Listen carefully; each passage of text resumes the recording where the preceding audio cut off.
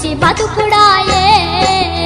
అయ్యో దేవుడ ఎందుకిచ్చినవు వాడి జన్మ నాకు, బ్రహ్మదేవుడా ఎట్లా రాసినవు పాడు రాత నాకు.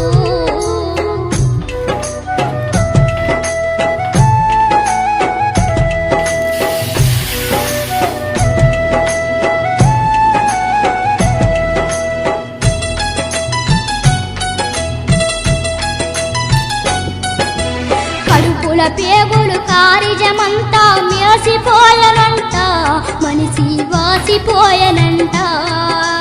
30 ఏళ్ళు నిండని నన్ను ముండను చేసిండు. చూసారా, ఈ వేసవి కాలంలో